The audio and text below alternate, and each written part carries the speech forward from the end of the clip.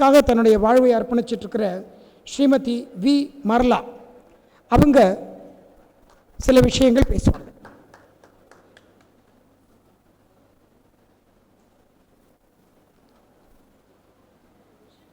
Warm namaskaram to all of you, and many thanks for having me with you. Just want, for a few minutes, I want to share some of my personal opinions. The biggest part of the last 50 years I have spent in India. And by profession, I am a social scientist, anthropologist, and psychologist. That means I always pay attention to behavioral patterns in a society like in India. And India is such a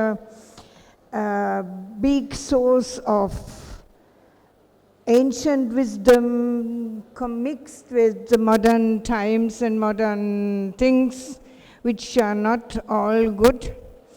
But this is debatable, of course.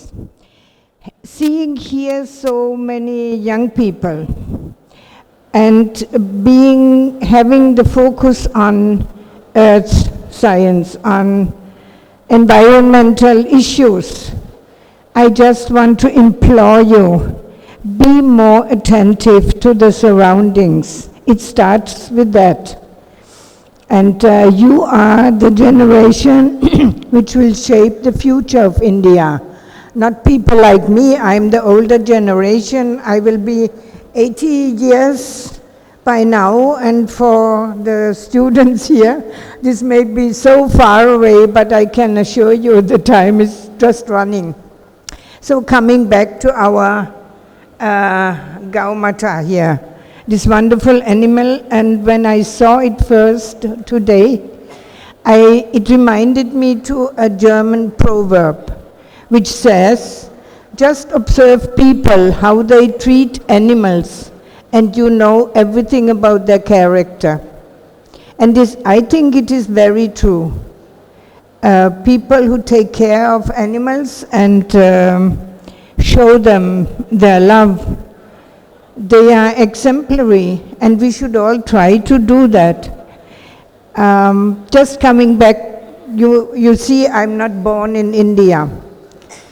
Even if I jokingly tell my friends sometimes I feel so much Indianized, I'm so very happy to be able to live and reside in India and maybe contribute a little bit to the welfare of the people here.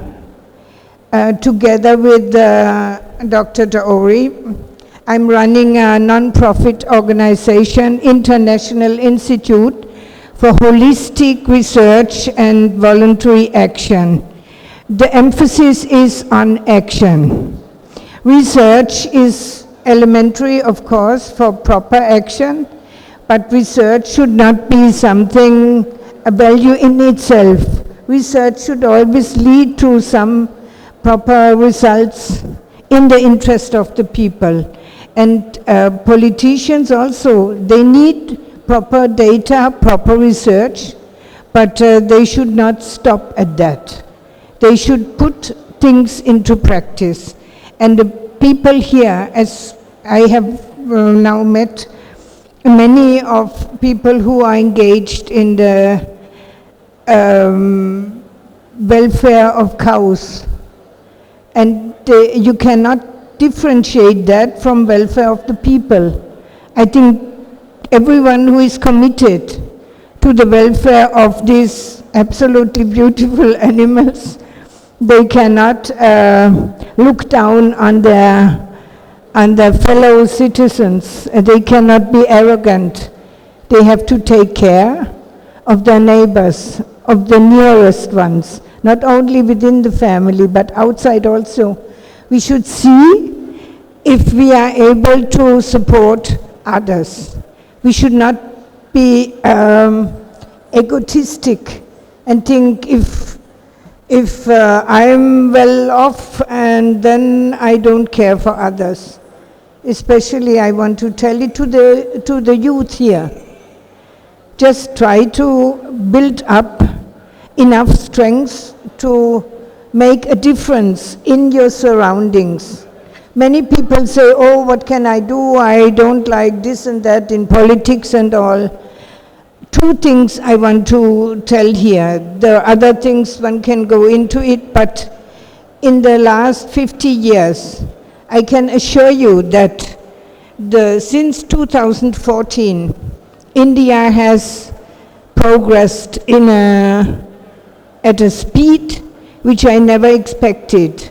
And Narendra Modi ji, for me, as I observe it, is the best Prime Minister India ever had. And we should all be try to support his activities. If I think of Swachh Bharat, it just fizzled off from the beginning when everyone was enthusiastic, but it was not taken up students could take it up. Once a week, they should make a Swachh Bharat hour or two and see in their own quarters what can we do to clean our surroundings and contribute to clean our rivers. They don't become dirty on their own. It is human beings who are the culprits in poisoning the rivers, the environment, and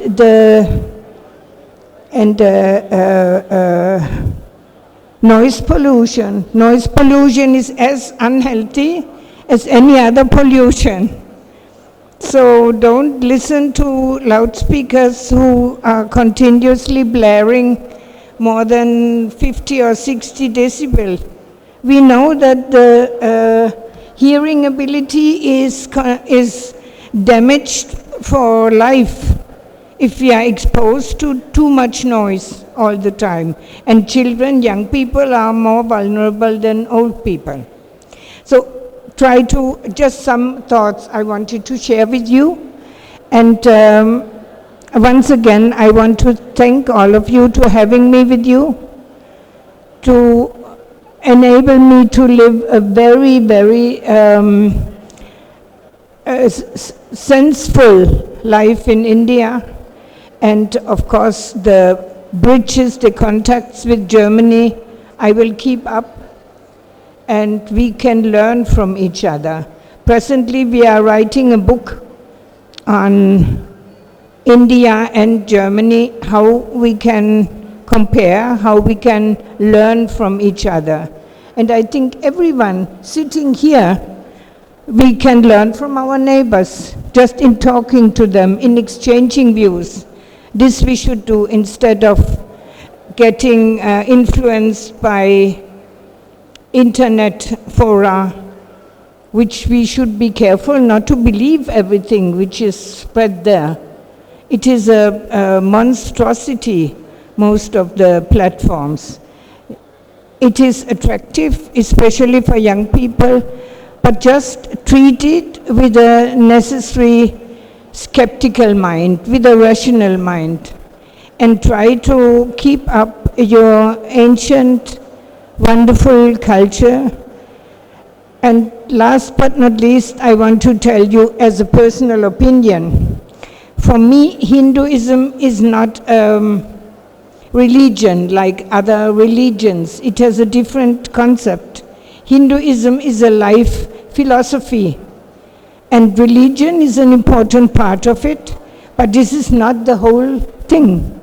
Hinduism is a absolutely holistic culture, and study the roots of Hinduism, the Vedic text, and try to learn from it and try to keep it up. Try to preserve it and use it in your daily life. This is what I wanted to convey you, and I wish you all success in life. And thank you for having me. Namaskar.